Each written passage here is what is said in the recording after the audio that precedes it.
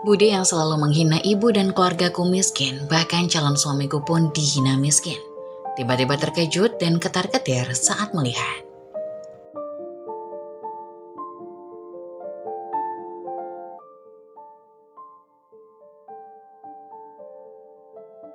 Selamat ya Irma, akhirnya kamu sudah sah jadi istri orang. Ucapku yang memberikan selamat kepada Irma. Terima kasih, ngomong-ngomong cuma ngasih selamat aja nih, gak ngasih kado gitu. Celetuk Irma yang meremehkan aku. Oh, kalau kado aku gak bawa, aku cuma bawa ini. Aku memberikan sebuah amplop kepada Irma, walaupun isinya tidak sesuai yang dia harapkan. Sudah aku tebak isinya pasti tipis. Aku tidak terlalu ambil pusing dengan ucapan Irma, karena aku sudah terbiasa diperlakukan sedemikian rupa oleh sepupuku sendiri. Irma adalah sepupuku. Dia adalah anak dari adik ibu kandungku, yakni Bisara. Kehidupan Irma denganku sangat jauh berbeda. Ia terlahir dari keluarga yang mampu, sedangkan aku hanya terlahir dari keluarga yang sederhana. Diketahui jika Mang Iwan itu adalah seorang mandor kebun sawit, jadi wajar jika kehidupan Irma sangat terjamin. Diana, sini. Aku segera menghampiri Budi Muri yang sedari tadi memanggil namaku. Ada apa Budi? Tanyaku saat sudah sampai di hadapan Budi. Tolong bantu Budi cuci piring di dapur. Budi gak sanggup. Tapi gak ada tapi-tapian. Lagian kamu gak ngapa-ngapain kan? Seru Budi Murni. Budi mau ke depan dulu. Awas aja kalau nanti piring-piring ini masih kotor. Kamu tanggung sendiri akibatnya. Aku segera melaksanakan perintah Bude yang menyuruhku untuk mencuci piring. Jika tidak dilakukan secepatnya, aku berani bertaruh kalau Budi Murni akan menghinaku sesuka hatinya. Diana, ngapain kamu ada di sini? Bukannya kamu jadi pagar ayu di depan? Iya Mbak Novi, tapi aku disuruh buat cuci piring sama Budi Murni. Hah? Kok kamu malah mau sih disuruh sama Budi Murni? Sekali-kali lawan dong Diana, jangan diem aja. Sunggut Mbak Novi yang tidak terima melihatku diperlakukan seperti ini. Gak baik kalau kita melawan orang tua Mbak, aku takut dosa. Aku lihat Mbak Novi menepuk jidatnya sendiri. Mungkin dia kesal dengan jawabanku yang seperti itu. Andai saja kamu bukan adik sepupuku, mungkin sudah aku gampar bolak-balik. Aku hanya bisa tersenyum melihat ekspresi kesal kakak sepupuku yang terlihat merah padam karena menahan emosi karena ulahku yang tidak mau membela diri. Mbak Novita adalah kakak sepupuku. Dia adalah anak dari Budi Listi, kakak tertua dari ibuku. Hanya dialah satu-satunya saudara ibu yang baik hati. Tidak seperti Bisara dan Budi Murni. Sikap mereka sangat jauh berbeda dengan Budi Listi. Budi Listi tidak pernah sama sekali membanding-bandingkan kasta antara ibu dan dirinya. Meskipun Budi Listi tahu jika ibuku orang yang paling susah di antara mereka bertiga, namun Budi Listi tetap menganggap aku dan ibu sebagai saudara. Diana, diajak ngomong malah bengong, ucap Mbak Novi. Maaf Mbak, aku gak dengar saking fokusnya cuci piring. Yaudah sini, aku bantuin biar cepat selesai. Mbak Novi langsung merebut piring yang ada di tanganku. Meskipun aku sudah berkata jangan, namun dia tetap kekeh ingin membantu. Piring-piring kotor yang tadi menumpuk sekarang sudah tercuci bersih semua. Aku dan Mbak Novi akhirnya bisa istirahat walaupun hanya sesaat. Ketika aku sedang bersantai, tiba-tiba aku dan Mbak Novi dipanggil oleh Budi Listi. Sepertinya Budi Listi ingin mengajakku dan Mbak Novi untuk berfoto. Diana, Novi, ayo kita foto bersama, ucap Budi Listi yang datang memanggilku dan Mbak Novi. Tapi Budi, kebayaku agak sedikit basah. Apa boleh aku ikut berfoto dengan kebayaku yang seperti ini? Seruku kepada Budi Listi. Gak apa-apa Diana, kamu tetap cantik kok, sahut Mbak Novi. Kemudian aku mengikuti langkah kaki Mbak Novi dan Budi Listi untuk naik ke atas pelaminan. Ternyata di sana sudah pada berkumpul keluarga dari ibu untuk mengikuti sesi foto keluarga. Namun netraku mencari-cari keberadaan ibuku yang tidak terlihat ikut bergabung dengan saudara yang lainnya. Ayo Diana, ajak Mbak Novi kepadaku. Iya Mbak. Akan tetapi saat kakiku menginjak tangga untuk naik ke atas pelaminan, tiba-tiba Irma mengusirku bagaikan sampah yang tidak berarti. Ngapain kamu ikut? Mana kebayamu basah lagi? Mending di dapur aja sama ibumu, kamu itu gak diajak, ujar Irma dengan sombongnya. Aku pun menatap kebaya yang aku kenakan. Memang benar jika kebayaku nampak terlihat sedikit basah. Karena aku baru saja menyelesaikan perintah dari Budi Murni untuk mencuci piring kotor yang berada di dapur. Irma, kamu apa-apaan sih? Diana itu masih saudara kita. Kenapa kamu tega ngusir dia? Mbak Novi terlihat tidak terima ketika aku diperlakukan seperti itu. Sudah mbak, gak apa-apa. Aku mau nyusul ibu ke dapur. Tidak menunggu persetujuan dari Mbak Novi terlebih dahulu, aku langsung pergi menghampiri ibu yang katanya sedang berada di dapur. Setelah sampai di ambang pintu, aku melihat ibu yang sedang duduk di kursi plastik sambil melihat ke arah saudara-saudaranya yang tengah asik berfoto. Jujur saja hatiku sakit ketika melihat ibuku yang nampak terasingkan oleh keluarganya sendiri, hanya karena kita berbeda. Bu, ibu gak ikut foto sama Bude? Tanyaku seraya mengusap lembut bahu ibu. Aku pun memilih duduk di bangku plastik dekat dengan ibu sambil menatap ke arah mereka yang sedang berfoto bersama. Tidak nak, ibu tidak ingin merusak kebahagiaan mereka. Saut ibu yang membalas lembut usapan tanganku. Bu, apa Irma tadi ngusir ibu juga? Wanita yang sudah tidak lagi muda itu menatapku lalu tersenyum hangat. Enggak kok, ibu hanya gak mau ikut berfoto sama mereka. Ibu gak pede, jawab ibu seraya tersenyum. Aku tahu ibu sedang berkata bohong padaku. Padahal aku yakin ibu pasti mendapatkan perlakuan yang sama sepertiku. Tetapi kenapa ibu tidak berkata jujur saja bahwa ibu juga diusir oleh Irma seperti dia mengusirku? Apa mungkin ibu menutupi semua ini agar aku tidak terpancing emosi dan marah kepada Irma? Ah, sudahlah. Diana, kamu sudah makan nak? Tanya ibu yang membuyarkan lamunanku. Belum bu. Kita makan aja ya, ibu yang ambilin. Kata ibu yang berlalu pergi meninggalkanku. Namun tidak lama setelah ibu pergi, aku mendengar suara ribut-ribut dari arah prasmanan dan suara itu terdengar tidak asing lagi bagiku. Mendengar ada suara yang ribut-ribut dari arah prasmanan, tiba-tiba hatiku merasa tidak enak. Aku jadi teringat dengan ibu yang sedang mengambil sepiring nasi untukku. Tanpa membuang waktu, aku pun berjalan menghampiri asal suara yang terdengar sangat gaduh itu. Aku sangat syok ketika melihat ibu yang sedang menangis sambil memunguti nasi yang sudah tumpah ke tanah. Tidak hanya itu, rupanya di sana juga ada Budi Murni dan Bisara yang sedang marah-marah kepada ibu. Entah apa yang ibu lakukan, sehingga membuat Budi Murni dan Bisara sampai marah seperti itu. Bu, ibu kenapa? Apa yang terjadi? Tanyaku panik, melihat ibu menangis sesenggukan seperti itu. Lebih baik ibu kamu bawa pulang aja Diana, daripada di sini hanya bikin aku merugi. Sungguh perkataan dari Budi Murni ini sangat menyakiti hatiku. Aku juga tidak tahu apa yang dilakukan oleh ibu, sehingga Budi Murni berucap seperti itu di depan banyak orang. Merugi? Emang apa yang sudah dilakukan ibu, sehingga dapat merugikan Budi dan Bibi? Tanyaku penasaran. Walaupun aku tahu jika jawaban dari Budi Murni dan Bisara ini pasti sangat menyakitkan. Aku lihat sedari tadi ibumu ini hanya makan dan makan terus. Emang kamu pikir beli ikan dan beras itu gak pakai duit? Cetus Bisara dengan menyilangkan kedua tangannya. Jujur aku nyesel udah mengundangmu di acara pernikahan putriku. Kalau tahu begini, lebih baik gak usah diundang sekalian. Sambungnya. Astagfirullah, rupanya cuma gara-gara itu Bude dan Bibi sampai membuat ibu menangis. Sungguh sangat keterlaluan. Bibi, jaga bicaramu. Ingat, ibuku ini adalah kakak kandungmu yang sepantasnya harus dihormati, bukan malah dihinakan seperti ini. Kamu mimpi. Kebanyakan orang yang dihormati itu ya orang kaya, bukan orang miskin seperti kalian, kata Budi Murni. Saat aku ingin menimpali perkataan dari Budi Murni, ibu langsung menarik lenganku dan membawaku menjauh dari manusia kejam seperti Budi Murni dan Bisara. Sudah Diana, sabar. Seru ibu yang mengusap-usap punggungku dengan lembut, berharap amarah yang ada di dalam tubuhku segera hilang. Bu, kenapa ibu gak mau membalas semua ucapan Budi Murni dan Bisara? Mereka itu udah kurang ajar loh bu. Aku memandang wajah ibu dengan sedikit kesal. Kenapa? Karena ibu tidak mau membalas setiap perlakuan yang Budi dan Bibi lakukan, kata ibu.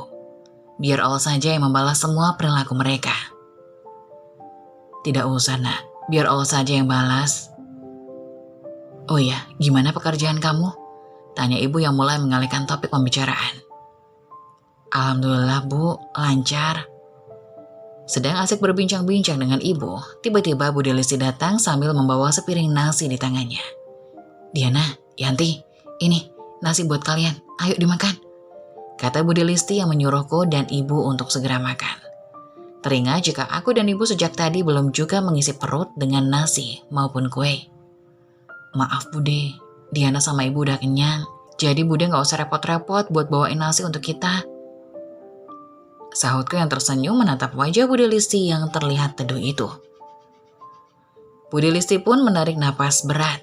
Aku yakin jika Budi Listi merasa malu dengan sikap Budi Murni dan Bibi Sarah terhadap ibu. Budi gak habis pikir kenapa sikap mereka sangat sombong seperti itu.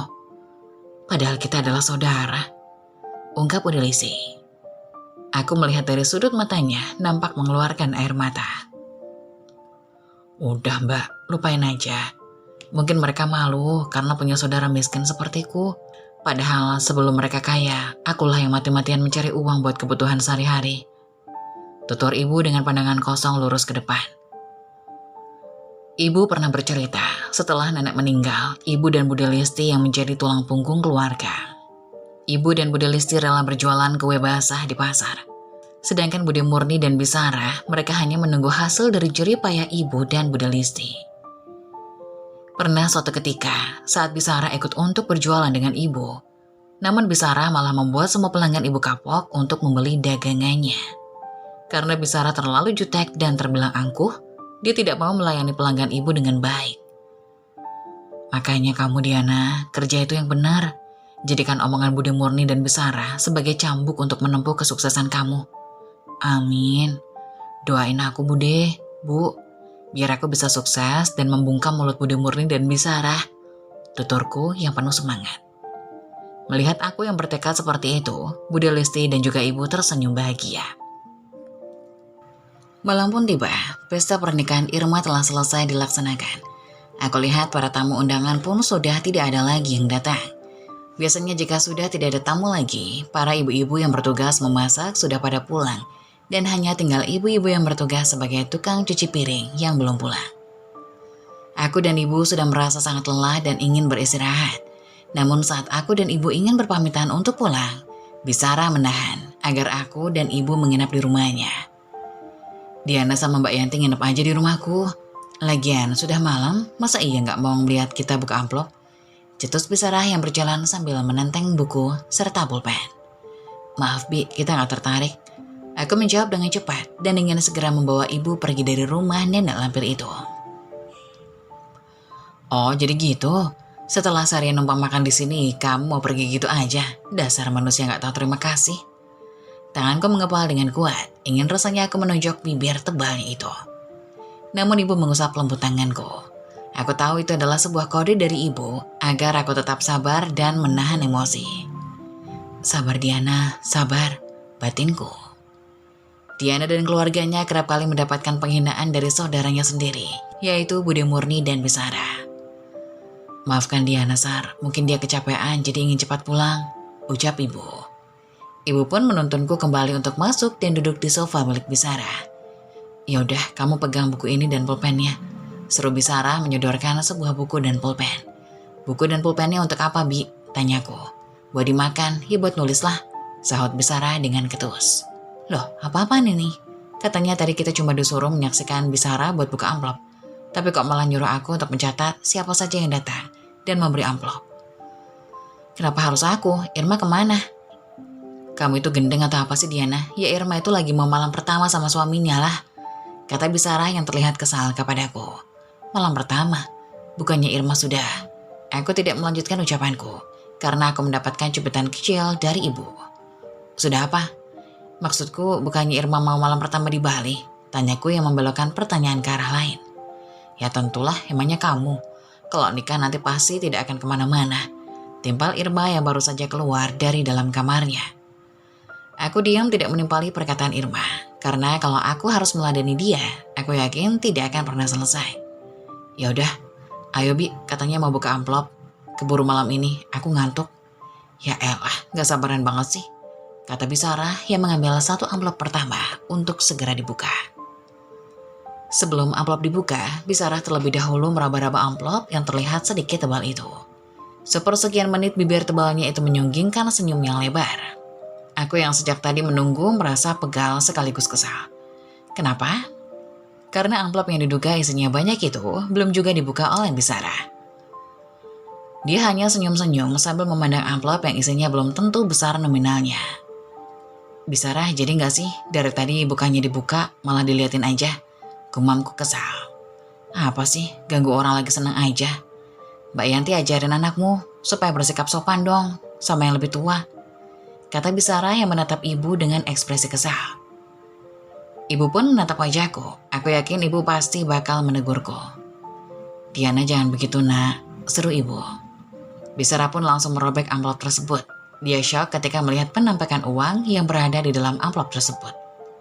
Apa-apaan nih, masa kondangan cuma 20.000, ucap Bisara. Aku tertawa dalam hati melihat uang pecahan 2.000 yang terdapat dari dalam amplop tersebut. Makanya jadi orang itu gak usah sombong, emang enak. Apa kamu Diana, mau ngeledek? Enggak Pi, ayo lanjut lagi. Iya, itu siapa namanya biar aku catat. Gak usah dicatat, lagian pengen enak makannya aja, isi amplopnya cuma segini, sahut Bisara. Aku hanya menggeleng mendengar keluhan dari Bisara, memang dia orangnya seperti itu. Tidak pandai bersyukur. Kali ini, amplop yang kedua adalah amplop dari Budi Murni.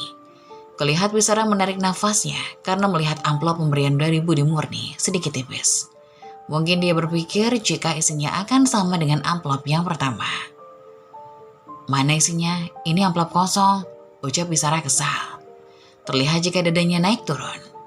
Mbak Murni, panggil Bisara kepada Budi Murni yang sedang berada di dapur. Tidak lama, Budi Murni pun datang menghampiri Bisara dengan membawa seperti kue basah sisa hajatan. Ada apa sih Sar? Gak usah teriak-teriak begitu, mbak kamu ini gak tuli, seru Budi Murni. Gimana aku gak mau teriak-teriak? Lihat nih, tunjuk Bisara pada amplop yang kosong melompong. Apa maksudnya ini? Kenapa kosong? Tambahnya. Aku lihat sepertinya Budi Murni sedang merasa takut dengan Bisara. Terlihat dari cara gerakan tubuhnya yang sedikit gugup. Tadi aku sudah isi kok. Kalau udah isi kenapa kosong? Cecar Bisara yang menatap tajam ke arah Budi Murni. Jelas-jelas sudah aku isi Sar sebelum aku berangkat ke rumah kamu. Atau jangan-jangan ada maling yang sengaja ngambil. Siapa? Tanya Irma. Semua orang terdiam lalu menatap ibu dengan tatapan yang mengintimidasi. Ini pasti ulah kamu kan, Yanti? Kamu kan yang nyuri uang dalam amplopku? Aku terkejut. Bisa-bisanya Budi Murni menuduh ibu yang mencuri uangnya. Padahal ibu sendiri tidak tahu menahu tentang uang itu. Bude, jangan asal nuduh. Ibu tidak sama sekali mengambil uang itu, tandasku. Halah, maling mana ada yang ngaku? Kalau maling ngaku, yang ada penjara penuh, sungut Irma yang nampak kurang ajar. Irma benar, kalau maling gak bakal ngaku. Brak! Aku membanting buku dan pulpen yang sejak tadi aku pegang. Semua orang terkejut melihat sikapku yang belum pernah mereka lihat. Selama ini mereka hanya memandangku lemah. Namun kali ini aku tidak mau tinggal diam saat harga diri ibuku diinjak-injak oleh saudaranya sendiri. Aku berjalan menghampiri Irma yang sedang duduk di sofa bersama dengan Hanif, suaminya. Lalu dia memandangku dengan tatapan yang meremehkan. Dia pikir aku akan diam saja saat ibu yang sudah melahirkanku dipermalukan, bahkan difitnah dengan kejam oleh kakaknya sendiri. Coba kamu ulangi sekali lagi kata-katamu. Maling mana ada yang mau ngaku, kalau maling ngaku penjara plak. Tamparan keras yang aku layangkan berhasil mendarat di pipi mulus Irma. Nampak cap 5 jari tanganku terpampang jelas di kulit putihnya. Semua orang melongo melihat aksiku yang cukup brutal. Selama ini aku sudah cukup sabar menerima perlakuan yang kurang baik dari saudara ibu kandungku, yang dimana selalu merendahkan saudara miskin seperti aku dan ibu. Aku juga sadar jika kasta kita berbeda, namun tidak pernah terlintas sedikit pun untuk mencuri uang yang bukan milik kita. Diana, berani-beraninya kamu nampar wajah putriku, bentak Bisara yang tidak terima bahwa aku sudah menyakiti putri kesayangannya. Irma sudah lancang bicara seperti itu kepada ibuku, jadi dia pantas menerima tamparan itu dari aku, Bi. Dasar, orang miskin gak tahu diri, pergi kalian dari rumahku, usir Irma seraya mendorong tubuhku. Bu, kita pulang aja yuk. Aku menggenggam tangan ibu yang terasa dingin. Aku tahu jika ibu merasa syok melihat anak pertamanya ini bisa melawan orang-orang yang sudah zalim kepadanya. Saat aku sudah berada di ambang pintu, tiba-tiba Bisara mengucapkan kata-kata yang sangat menyakitkan bagiku. Awas kamu mbak, jangan harap bisa meminjam uangku lagi. Kali ini aku tidak akan pernah mau menolong keluarga miskin dan tidak tahu diri seperti kalian. Hina Bisara. Dan aku sumpahin, kamu akan mendapatkan suami miskin semiskin-miskinnya. Ibu menatap ke arah wajahku yang sudah banjir dengan air mata. Sekuat-kuatnya aku akan tetap menangis melihat keluarga yang seharusnya rukun malah terpecah belah hanya gara-gara perbedaan ekonomi. Sabar nak, jangan kamu masukkan ke dalam hati tentang omongan bibi kamu tadi, kata ibu yang berusaha menguatkan aku. Mereka itu sudah keterlaluan sama kita bu, mentang-mentang kita ini orang gak punya, jadi mereka seenaknya menuduh kita sebagai pencuri. Seruku sambil menangis. Emang salah ya bu, kalau kehidupan kita sangat jauh berbeda dengan kehidupan mereka, sambungku. Enggak nak, gak ada yang salah dalam kehidupan kita. Mereka saja yang terlalu sombong memandang kita sebelah mata. Padahal kita gak tahu kehidupan kedepannya seperti apa. Jelas ibu dengan tatapan yang senduh. Makanya ibu selalu berdoa, minta biar kamu bisa sukses dan punya calon suami yang kaya raya. Biar kehidupan kamu dan anak kamu itu enak kedepannya. Amin, makasih bu, sahutku, seraya memeluk erat dan mengecup kening ibu. Tidak terasa, aku dan ibu sudah sampai di rumah. Kebetulan rumah ibu dan Bisara tidak terlalu jauh. Hanya memakan waktu 5 menit untuk berjalan kaki. Setibanya di rumah, aku disambut oleh adik kesayanganku, yaitu Dion. Usianya baru 10 tahun dan masih duduk di bangku SD. Mbak Diana, mbak gak bawa kue basah dari hajatan Bisara? Tanya Dion dengan ekspresi penuh harap. Enggak nak, kuenya udah habis sama tamu, kilaku. Ya, padahal Dion pengen banget kue basah itu. Dion sampai membayangkan betapa legitnya kue basah itu. Hatiku mencelau saat mendengar ungkapan Dion. Andai saja sikap Bisara sama dengan Budi Listi, mungkin aku sudah membawa kue basah itu. Iya, walaupun hanya 1 biji. Insya Allah kalau mbak punya uang, mbak bakal beliin kamu kue basah. Wah, beneran ya mbak? Tanya Dion dengan mata yang berbinar. Iya Dion, kalau gitu tidur sana, udah malam. Besok kamu sekolah, takut kesiangan. Dion pun menurut. Bocah 10 tahun itu pun langsung pergi ke kamarnya. Begitupun dengan aku juga langsung pergi ke kamar untuk istirahat. Teringat jika besok adalah hari gajian aku untuk pertama kalinya. Jadi aku harus berangkat pagi-pagi sekali. Pagi menyapa, matahari menyingsing di ufuk timur. Suara burung-burung nampak berkicau menghiasi pagi yang sangat cerah ini. Aku segera bangkit dari tempat tidurku, walaupun rasanya sedikit malas karena masih mengantuk. Tapi aku teringat jika hari ini adalah hari pertamaku gajian. Diana, sarapan dulu nak, ucap ibu yang menyuruhku untuk sarapan. Nanti saja bu, di tempat kerja aja. Di sana itu mahal-mahal harganya Diana, lebih baik sarapan di rumah. Ibu udah buatin nasi goreng terasi kesukaanmu. Mataku berbinar saat ibu mengatakan bahwa dia telah membuatkan nasi goreng kesukaanku.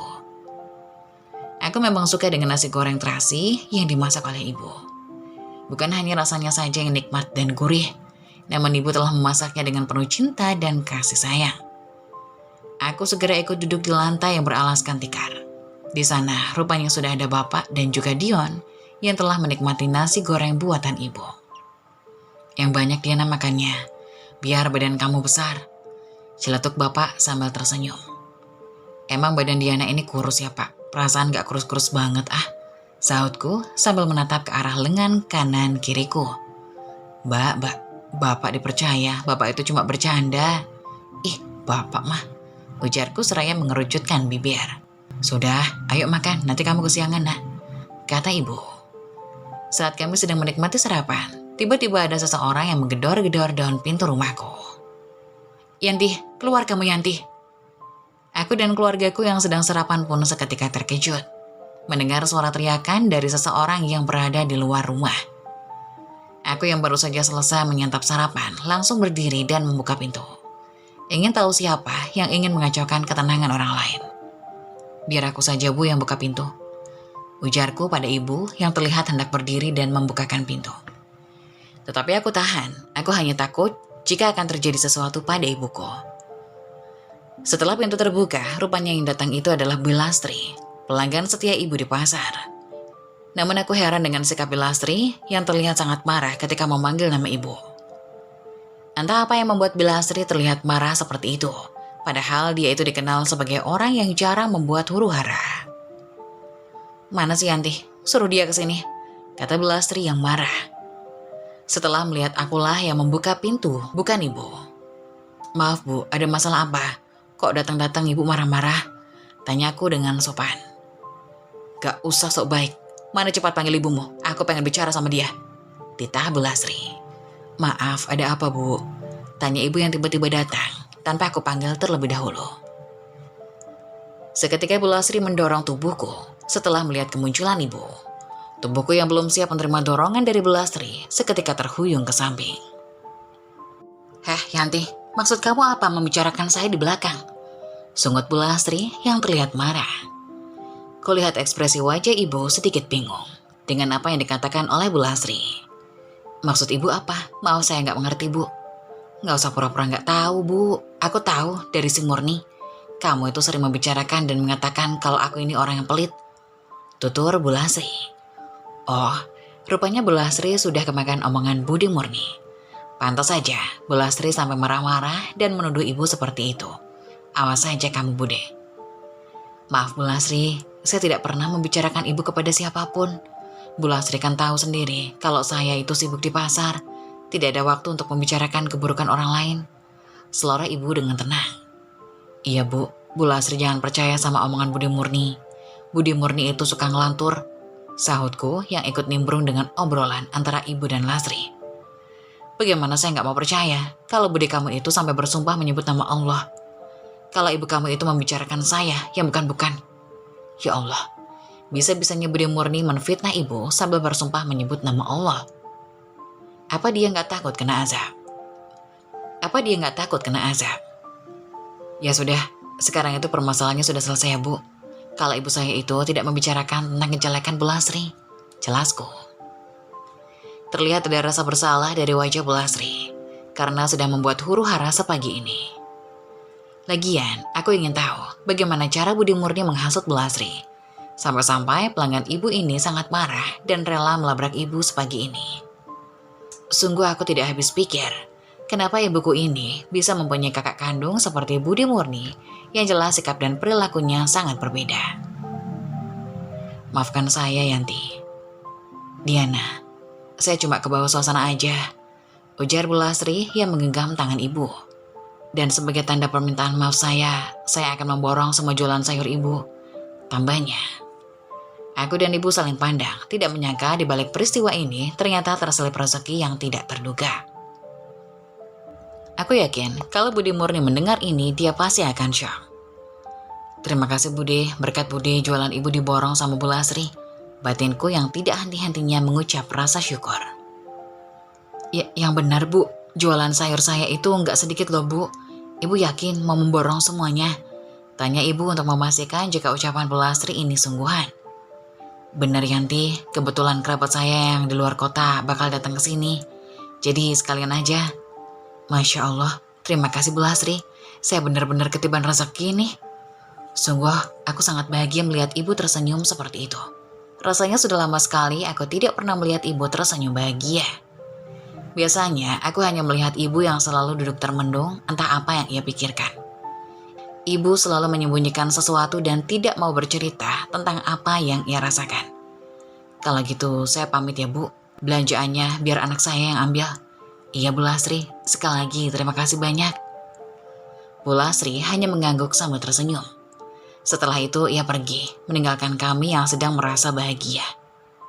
"Ya Allah Bu, alhamdulillah rezeki ibu ini," kataku yang memeluk erat tubuh ibu. "Iya Diana, alhamdulillah," saat ibu yang membalas pelukanku. Iya, bukannya kamu mau pergi kerja? Ini udah jam berapa?" Aku tersentak ketika mendengar ucapan ibu. Kemudian aku melihat ke arah jam yang melingkar di tangan kiriku. Ternyata waktu sudah menunjukkan pukul 7 pagi, yang berarti aku sudah telat 1 menit dari waktu yang sudah ditentukan. "Astagfirullah, aku udah telat 1 menit Bu." "Ya udah sana pergi, jangan sampai atasan kamu marah dan kamu dipecat dari pekerjaan kamu."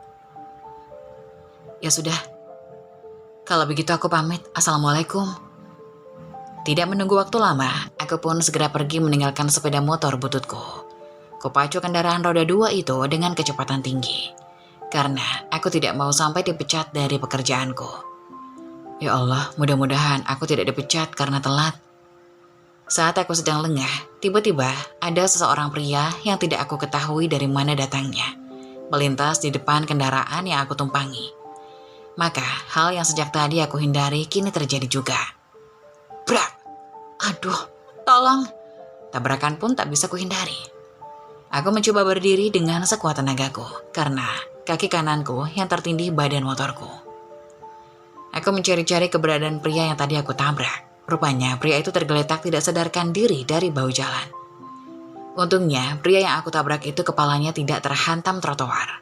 Andai saja kepalanya menghantam trotoar dan mengeluarkan banyak darah, tamatlah riwayatku. Sialnya, jalanan saat ini sangat sepi. Orang yang biasanya berlalu lalang kini mendadak tidak ada. Aku yang kesulitan untuk bergerak pun berusaha untuk mengeluarkan kakiku yang terhimpit motor. Setelah beberapa menit, aku pun berhasil mengeluarkan kakiku yang terjepit. Walaupun harus sedikit mengeluarkan banyak tenaga. Ya Allah, kakiku sakit, kataku sambil memegang kakiku yang terlihat membiru karena memar. Meski sakit, aku berusaha untuk bangkit menghampiri pria yang umurnya sekitar 28 tahunan itu. Dengan langkah yang tertatih-tatih, akhirnya aku bisa menghampiri pria itu. Mas, bangun mas, seruku yang berusaha menyadarkannya dari pingsan. Mas, bangun, ya Allah aku harus bagaimana ini? Sambungku bingung. Aku sedikit bingung, bagaimana caranya supaya bisa segera membawa dia ke rumah sakit. Pikiranku saat ini sedang kalut karena takut jika pria yang aku tabrak ini tidak tertolong. Saat pikiranku tidak karuan, tiba-tiba ada orang yang berteriak sambil memanggil dengan sebutan kakak. Kakak, ucap orang itu. Karena penasaran, aku pun menoleh ke sumber suara yang ada di belakangku itu. Terlihat ada seorang wanita cantik, usianya sekitar 17 tahun, berlari ke arah kami. Kak, bangun kak, Tania janji gak akan nakal lagi, tapi kakak harus bangun. Setelah mengatakan itu, wanita cantik bermata sipit tersebut menoleh ke arahku sambil berlinangan air mata. Jujur saat ini aku pun takut disalahkan, karena ini memang kesalahanku yang lalai dalam berkendara. Maka dari itu, aku takut jika dibawa ke kantor polisi. Mbak, saya minta maaf, saya akan tanggung jawab kok mbak. Aku memohon dengan wanita yang usianya di bawah usiaku. Aku berharap agar wanita itu mau memaafkanku agar tidak melaporkan kepada pihak yang berwajib. Mbak, namanya siapa? Aku sedikit bingung karena wanita ini menanyakan namaku atau jangan-jangan dia akan. Nama saya Diana, jawabku dengan terbata-bata. Aku pun tersenyum dengan membalas jabatan tangannya. Mbak, saya minta maaf mbak, saya akan tanggung jawab tapi tolong jangan laporkan saya ke polisi ya, kataku sambil memohon. Soal itu nanti akan saya pikirkan lagi, mbaknya gak apa-apa kan? Aku menggeleng, walaupun saat ini sebenarnya kakiku sangat terasa sakit. Anehnya kenapa dia gak marah-marah seperti yang ada di adegan sinetron ya? Atau jangan-jangan dia pura-pura baik, lalu setelah itu aku diseret ke kantor polisi. Ah, ibu tolong aku, ucapku dalam hati. Serius mbak, tadi saya lihat kaki mbak terlihat memar, ucap Tania yang mendekat sambil melihat kakiku. Gak apa-apa mbak, kaki saya hanya memar dikit, sebaiknya mbak segera bawa dia ke rumah sakit, takutnya dia mengalami cedera serius. Lebih baik mbak juga ikut saya. Dek. Perasaan dan pikiranku pun tidak karuan, sehingga jantungku pun berdetak begitu cepat. Membayangkan sebentar lagi aku akan dibawa ke kantor polisi. Ya Allah, gimana ini? Dia nyuruh aku ikut, apalagi kalau bukan buat melaporkanku, batinku. Mbak, hei, kok bengong? Tidak mbak, saya nggak apa-apa, jawabku. Tanpa bertanya lebih jauh lagi, Tania langsung melambaikan tangannya ke arah mobil yang berwarna hitam itu. Aku yakin pasti dia orang kaya yang meminta bantuan kepada sopirnya untuk membawa pria tersebut.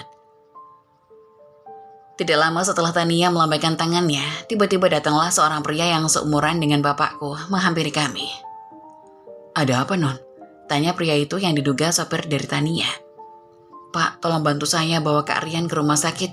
Dia pingsan setelah ditabrak sama mbak ini." Aku gelagapan saat Tania menunjukku bahwa aku yang menabrak kakaknya. Kemudian bapak itu langsung membawa pria itu ke dalam mobilnya. "Ayo mbak, ikut sama saya," ajak Tania. Aku pun langsung mengikuti langkah Tania dari belakang untuk ikut bersama dengannya. Saat ini aku hanya bisa pasrah jika wanita itu akan menjebloskan aku ke penjara. Lagian, memang aku yang salah karena tidak hati-hati dalam berkendara.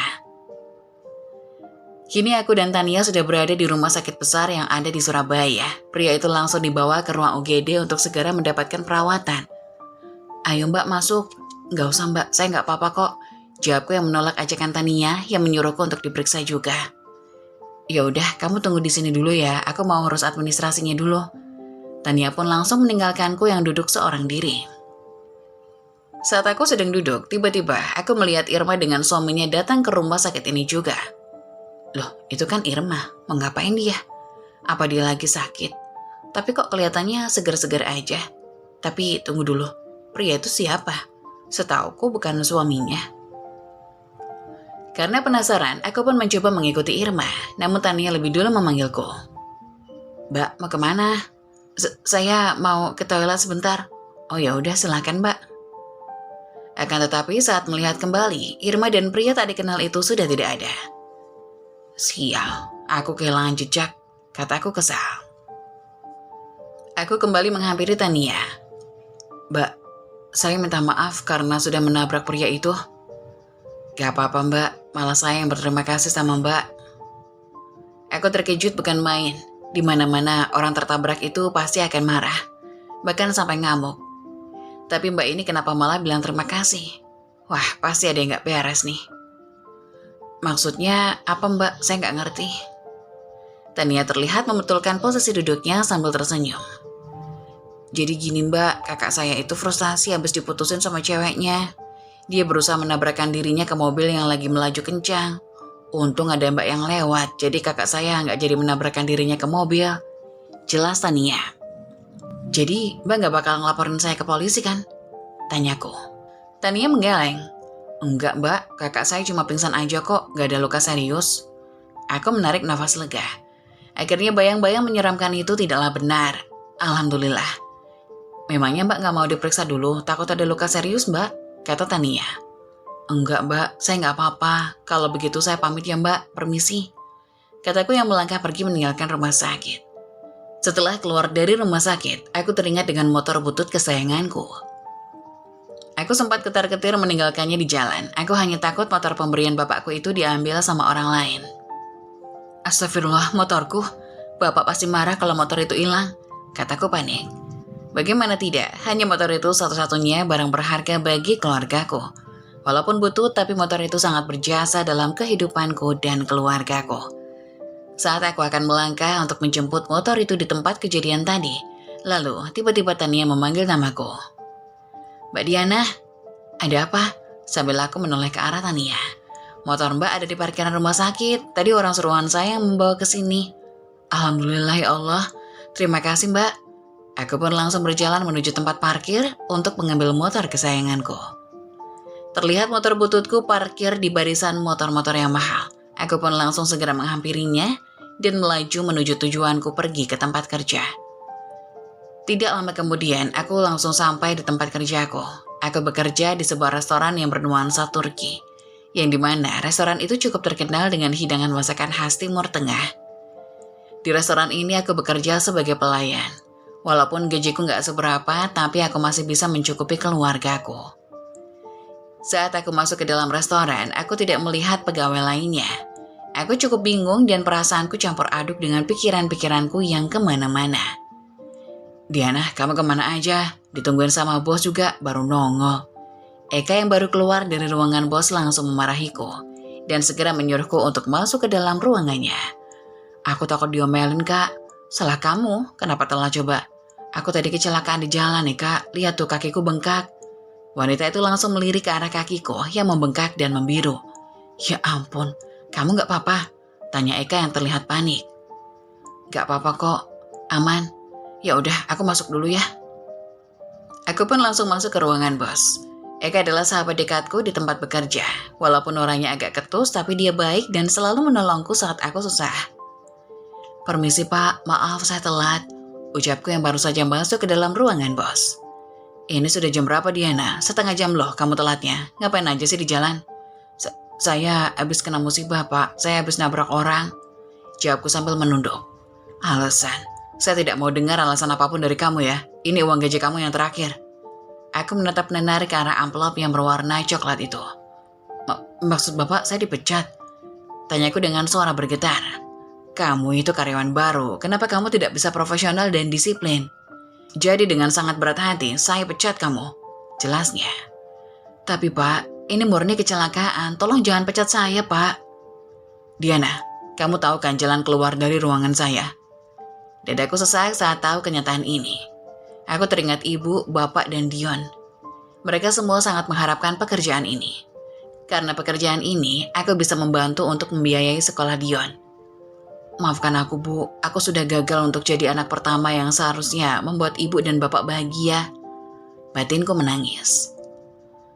Singkat cerita, sebulan sudah berlalu. Aku pun menganggur dan hanya bisa membantu ibu berjualan sayur di pasar. Tak sengaja ketika aku melihat seorang wanita yang tidak asing bagiku menghampiri dagangan ibu. Mbak Diana ya? Tanya wanita itu. Tania, ya Allah, kita ketemu lagi. Iya Mbak Diana apa kabar? Kok nggak berangkat kerja? Bukannya waktu itu buru-buru mau berangkat ya? Iya Tan, karena telat aku jadi dipecat bos. Astagfirullah, emang Mbak nggak jelasin kejadiannya? Udah, tapi tetap aja dia nggak mau nerima alasan apapun dariku. Mbak kerja di mana emang kemarin? Di restoran besar itu loh, deket hotel tingkat 12 itu. Oh alas, di situ. Oh ya maaf ya Mbak, gara-gara kakakku Mbak sampai kena pecat. Ujar Tania. Gak apa-apa, mungkin emang belum rezekinya. Oh ya Mbak, kalau Mbak Diana kerja di perusahaan papaku aja gimana? Nanti aku kenalin deh ke papa. Hitung-hitung sebagai permintaan maaf kakak saya yang udah sembarangan ngebut di jalan. Sampai Mbak dipecat dari pekerjaan Mbaknya. Hah? Beneran Mbak? Emang gak ngerepotin? Tanyaku sambil bersyukur. Apakah ini jalan rezeki dari Allah untuk kelangsungan hidupku dan keluargaku? Ya enggak lah Mbak. Malah Mbak yang udah bantu kami. Tapi saya cuma lulusan SMK. Apa saya bisa masuk perusahaan? Bisa Mbak, kalau cuma sekedar ngeprint dan fotokopi Mbak bisa kan? Oh itu mah saya bisa. Jawabku sumringah. Kami pun saling bertukar nomor WhatsApp untuk saling mengabari kelanjutan pekerjaanku. Keesokan harinya, Tania pun mengirimkan Sherlock agar aku bisa segera datang ke perusahaan papanya itu. Tanpa berlama-lama aku langsung mengikuti arah Google Maps itu. Sesampainya di sana aku tidak mengenal siapapun dan tak lama kemudian Tania datang memanggilku dari belakang. Mbak Diana, iya Mbak Tania. Jangan panggil aku Mbak dong, aku masih anak sekolah. Tapi kamu gak sekolah? Tanyaku. Iya, hari ini libur. Soalnya gurunya mau ada rapat komite, jadi semua siswa yang diliburkan. Oh alah, gitu toh. Yaudah masuk yuk Mbak, aku kenalin ke papaku. Sesampainya di dalam kantor, aku pun terkejut. Ternyata kantor orang kaya sebesar ini ya. Luar biasa dan estetik. Bikin karyawannya betah di kantor. Tok tok tok, masuk. Kata Papa Tania yang ada di dalam ruangannya. Hai Paps, ini teman aku namanya Mbak Diana yang aku ceritain ke Papa kemarin itu loh. Oh Mbak Diana, silakan duduk dulu. Jadi gini, Tania sudah cerita semua tentang kamu kepada saya. Jadi kebetulan di kantor saya ini sedang kekurangan orang untuk bagian administrasi. Jadi apa kamu bisa bantu? Sebelumnya saya minta maaf Pak, karena saya belum punya pengalaman kerja di bagian administrasi. Tapi saya akan berusaha semampu saya, Pak. Kamu tenang aja, nanti akan ada yang bantu kamu kok. Aku pun merasa senang dengan tawaran yang diberikan oleh Pak Daniel. Semoga ini awal dari kesuksesanku. Baik, Pak. Terima kasih, Pak. Hari pertama aku bekerja, aku melihat ada orang yang kesulitan saat ingin mengeprint suatu berkas. Kemudian aku pun menghampirinya dan membantunya. Akan tetapi orang ini seperti tidak asing bagiku. Tapi aku tak tahu namanya. Setelah dibantu, ternyata orang itu sangat angkuh dan dingin. Sebulan berlalu, aku pun mulai lincah dengan pekerjaanku. Tibalah saatnya gajianku untuk pekerjaan yang baru aku pelajari ini. Dengan ketekunan dan pelajaran yang aku dapat, Dari pekerjaan sebelumnya, aku pun tidak ingin terlambat lagi.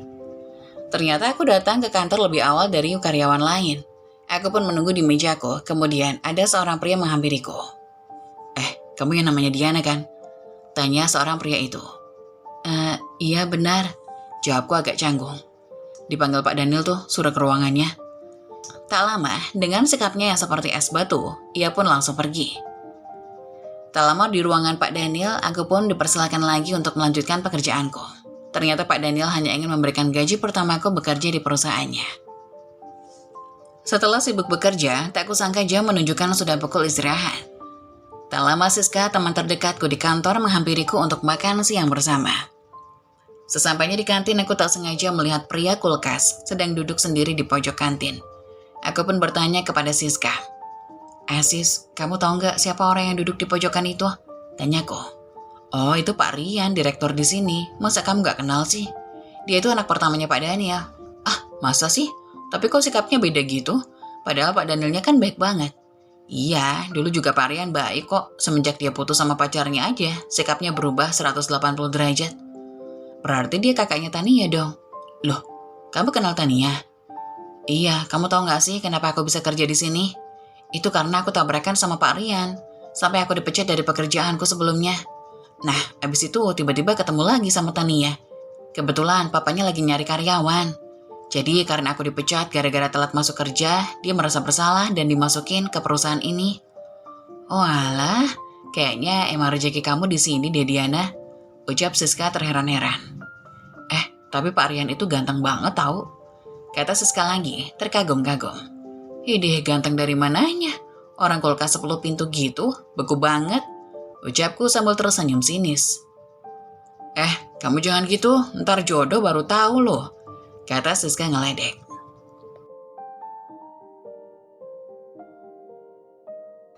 Singkat cerita, 5 tahun pun berlalu. Tak disangka pagi itu Pak Daniel memanggilku ke kantornya. Aku pun terkejut, salah apa yang aku perbuat sehingga dipanggil pagi-pagi begini. Permisi Pak, ucapku dengan lemah lembut. Ya, silakan masuk, perintah Pak Daniel. Ada yang bisa saya bantu Pak? Tanyaku pada Pak Daniel. Tak lama kemudian datanglah Tania dan istri Pak Daniel yaitu Ibu Widya. Aku pun bingung ada apa ini. Apa yang terjadi? Kenapa tumben sekali Tania dan Ibu Widya ke kantor? Baik, langsung saja ya Mbak Diana. Jadi gini, sebenarnya anak saya Rian sudah membaik dari depresinya. Sekarang dia telah menemukan pujaan hatinya, ucap Pak Daniel. Aku pun bingung kenapa masalah keluarga Pak Daniel harus diceritakan padaku. Memangnya aku siapa? Aku pun bertanya-tanya dalam hati. Oh begitu ya Pak, syukurlah kalau begitu. Tapi kenapa Bapak harus menceritakan hal ini kepada saya? Nah, jadi gini nak.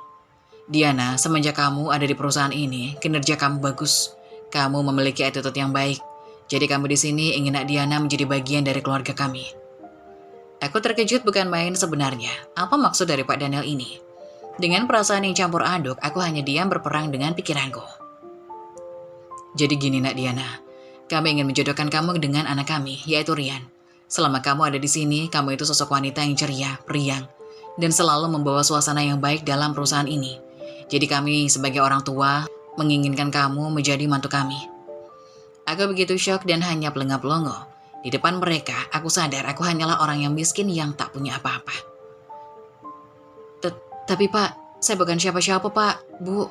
Masih banyak di luar sana yang sebanding dengan Pak Rian, ucapku dengan gugup. Nah, Diana, apa kamu sadar setiap kamu datang ke kantor, tong sampah selalu berserakan. Tak ada yang membereskan selain kamu. Apa kamu sadar di kantin perusahaan ada uang tergeletak di meja, banyak yang ingin mengambilnya diam-diam. Tapi kamu berusaha untuk mencari pemiliknya dan tidak mengambil sedikit pun. Padahal bisa saja kamu bawa uang itu pulang untuk keluargamu. Kamu melihat semuanya dari CCTV. Jelas Pak Daniel. Tak lama kemudian Pak Rian pun masuk ke dalam ruangan tersebut sambil menatapku. Aku pun sangat takut, bahkan jantungku berdegup sangat kencang seperti ingin copot. Maaf jika selama ini aku terlihat dingin dan angkuh. Tapi sebenarnya aku hanya ingin dekat denganmu. Tapi aku tahu, pasti kamu akan menolaknya dengan penjelasan bahwa kita tidak setara. Diana, pikirkanlah kamu telah merebut hatiku semenjak melihatmu di perusahaan dengan kejadian tabrakan itu. Sepertinya kita memang dijodohkan oleh Yang Maha Kuasa. Keluarga kami tidak pernah menganggap seseorang itu berbeda kasta ataupun tata.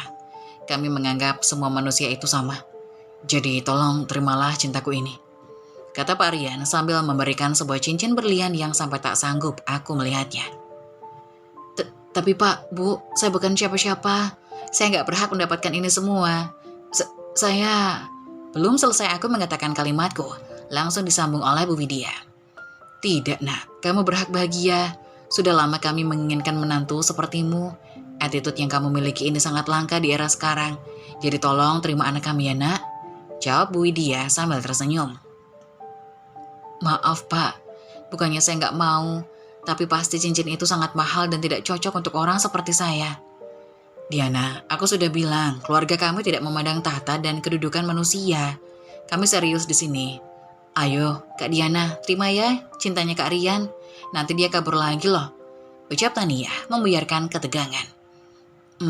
Kalau memang Pak Rian serius, mohon maaf. Tapi saya harus memberitahu keluarga saya terlebih dahulu. Stop, jangan panggil saya Pak lagi, panggil saja Mas. Baik Mas Rian, jika Mas Rian sekeluarga benar-benar yakin dengan saya, silakan datang ke rumah saya, tapi mohon maaf rumah saya sangat jelek. Kami tidak peduli saat ini rumahmu mau jelek atau apapun. Setelah menikah akan saya renovasi. Pekan ini saya dan keluarga akan mampir ke rumahmu, ujar Rian penuh keyakinan. Entah mimpi apa aku semalam, mengapa tiba-tiba sekali aku merasakan perasaan yang sangat amburadul seperti ini. Di sisi lain aku merasa malu dan tidak pantas. Akan tetapi, di sisi lain aku senang. Ternyata Allah memberikan jalan rezekiku dari calon suamiku. Haruskah aku bersujud syukur saat ini? Tapi tidak jika mereka bersungguh-sungguh. Pekan ini mereka pasti mendatangi rumahku. Baik, kalau begitu saya pamit lanjut kerja dulu. Karena sebentar lagi sudah mendekati jam pulang. Permisi. Aku pun keluar dari ruangan itu dengan rasa yang campur aduk. Seketika semua karyawan memandang ke arahku sambil tersenyum. Cie, yang mau jadi calon istri direktur? Ucap Siska teman terdekatku. Loh, kok kamu tahu? Tahulah, orang tiap hari Pak Rian ngeliatin elum bulu sambil senyum-senyum. Jawab Siska sambil tertawa kecil.